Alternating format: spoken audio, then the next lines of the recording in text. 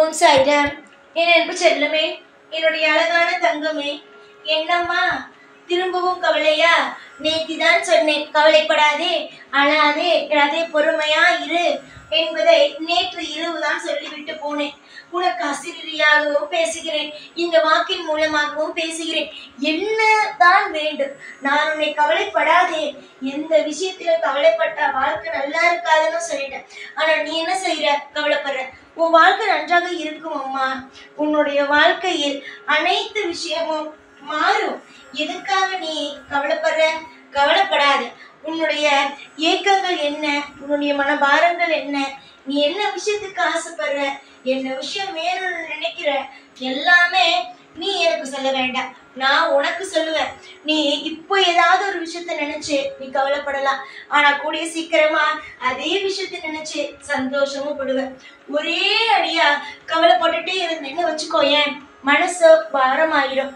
அதுக்கப்புறம் எந்த ஒரு விஷயத்தையும் உன்னால யோசிக்க கூட முடியாது. ஆனா நான் மட்டும் உனக்கு ஒரு விஷயத்த சொல்லுவேன், கவலைப்படாத. மாறும், எல்லாமே மாறும். ஒவ்வொரு நிமிஷமும் நீ யோசிக்கிற விஷயம் அற்புதமா மாறும் பாரு.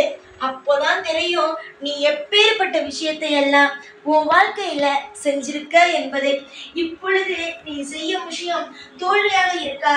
உனக்கு இன்னும் அது மாதிரி ஒரு நீ ஆசைப்பட்ட மாதிரி வரலையா? கூடிய சீக்கிரமா நீயே யோசித்து பார்ப்பாய். நம்ம ஒரு விஷயம் செஞ்சுட்டு இருந்தோம், திடீர்னு எப்படி இப்படி மேல வந்துச்சு. நம்ம கீழே இருந்தோம் நம்முடைய வாழ்க்கையில, திடீர்னு எப்படி நம்ம வாழ்க்கை இந்த அளவுக்கு தலை தூக்கி நிக்குதுன்னு நீயே உன் வாழ்க்கைய பார்த்து வியந்து பார்ப்ப. அப்போ பக்கத்துல இருக்கிறவங்க, உனக்கு தெரிஞ்சவங்க எல்லாம் எந்த அளவுக்கு வியந்து பார்ப்பாங்க உன்னுடைய வாழ்க்கைய.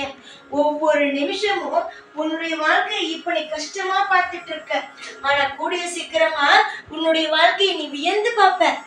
இப்போ காசே இல்லை, உன்கிட்ட பணமே இல்லை, ஒரு ஒன்று வாங்கணும்னா கூட உன்கிட்ட ஒண்ணுமே இல்லை. ஆனாலும் கொஞ்ச நாள்ல உன் வாழ்க்கையில காசு பணத்துக்கு எந்த நிமிஷமும் தட்டுப்படவே இருக்காது, எல்லாமே கிடைக்கும். உன்னை வாங்கணுமா, திடீர்னு போய் வாங்குவ. உனக்கு தேவையா, திடீர்னு கிடைக்கும், எல்லாமே கிடைக்கும். உன் பிள்ளை மூலமாகவும், உன்னுடைய கணவர் மூலமாகவும், உங்க பெற்றோர் மூலமாகவும், உன்னோட மூலமாகவும் சம்பாதிக்க ஆரம்பிச்சிருவீங்க. புரிஞ்சுதா? சேர்ந்து உழைச்சு ஒரு நல்ல நிலைமைக்கு வந்துருவீங்க. நான் உனக்கு நேத்து இரவு வந்து அம்மா அழாத, நீ அழுகிறதை என்னால பார்க்க முடியல, அழாத என்று சொல்லிவிட்டு தானே நான் போனேன். இந்த நிமிஷம் தனிமையில் உட்கார்ந்து தலையை கீழே தொங்க போட்டு விட்டு அழுது கொண்டல்லவா இருக்கிறாய். இது எந்த அப்பாவுக்காவது மனமானது தாங்குமா சொல் பார்க்கலாம்? மனதால் நிச்சயம் நீ எந்த அளவு உடைந்து போயிருக்கிறாயோ அந்த அளவு நானும் உடைந்து போயிருக்கிறேன். காரணம், கையில் வைத்திருக்கும் பொக்கிஷத்தை கொடுக்க முடியவில்லையே என்பதற்காக. நான் கொடுக்கலாம் என்று நினைத்தாலும் நீ ஏற்கனவே செய்து வைத்திருக்க அந்த கர்மம் ஆனது, கர்ம வினையானது என்னை கொடுக்க விடாமல் தடுக்கிறது. என்னுடைய பிள்ளையாக இருந்தால் என்ன, யாருடைய பிள்ளையாக இருந்தால் என்ன, கர்ம வினை என்பதை அடைத்துதான் ஆக வேண்டும். முதலில் ஒன்று தெரிந்து கொள்ளுங்கள், எந்த தெய்வமும் உங்களுக்கு துரோகம் செய்வது கிடையாது. முதலில் என்னிடம் வரும், முக்கியமாக என்னிடம் வரும் பிள்ளைகளுக்கு நான் செய்யும் விஷயங்கள் என்ன தெரியுமா? எடுத்த உடனே என்னிடம் வந்து விட்டார்களே என்பதற்காக நல்லது செய்ய மாட்டேன். அதை தான் நீங்கள் புரிந்து கொள்ள வேண்டும்.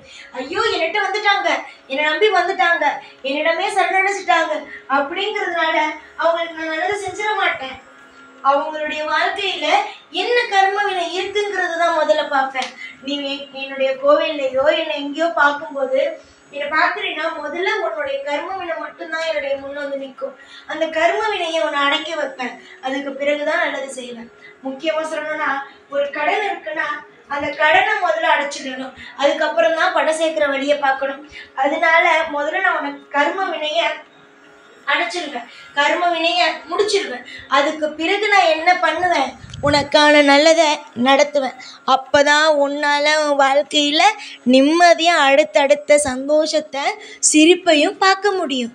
ஆனால் அதை இங்கே சில புரிஞ்சிக்காம, சாயிட்ட போனேன், சாய் எனக்காக ஒன்றும் செய்யலை, சாய்கிட்ட போனதுக்கு அப்புறம் தான் எனக்கு அதிகமாகவே கஷ்டம் வந்துச்சு, அதனால சாயை யாரும் நம்பாதீங்க, சாய் ஒன்றுமே செய்ய மாட்டார், சாயை நம்பி வீண் என்று உங்ககிட்டயே பல பேர் சொல்லியிருக்காங்க. என்னை நம்புகிற ஒரே ஒரு ஆள் இருந்தால் போதும், அவங்களுக்கு நான் செஞ்சிருவேன். நானே சில விஷயத்த சொல்லியிருக்கேன், உன்னை நம்புகிறவங்களுக்கு மட்டும் நீ செஞ்சால் போதும்னு சொல்லியிருக்கேன். அதுதான் இப்போதும் நான் சொல்கிறேன். என்னை நம்பாமல் 10 பேர் என்கிட்ட இருக்கணும்னு அவசியம் இல்லை. என்னையே நம்பி என் அப்பா என்னை சோதிக்கிறான், அவன் என்னை சோதிச்சாலும் என்னை காப்பாற்றுவான் அப்படின்னு நம்புகிற ஒரே ஒரு ஆள் இருந்தாலே போதும், நிச்சயமாக நான் என் பிள்ளைங்களை நான் காப்பாற்றுவேன்.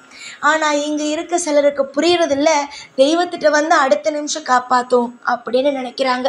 முதல்ல கர்ம வினையை முடிப்பேன், அப்புறம் தான் நல்லது செய்வேன். ஆனாலும் சில நேரத்தில் தர்ம சங்கடமான சூழ்நிலையோ, இந்த நிமிஷம் இப்போ என் பிள்ளைய காப்பாற்றணும், இந்த நிமிஷத்தை விட்டுட்டோம்னா என் பிள்ளைய காப்பாற்ற முடியாதுன்னு ஒரு சூழ்நிலை இருக்குது பார்த்தியா? அந்த நேரத்தில் கர்ம வினையை உடைச்சி கூட ஒன்று நான் காப்பாற்றுவேன். எல்லா நேரத்திலையும் கைவிட்டுற மாட்டேன்.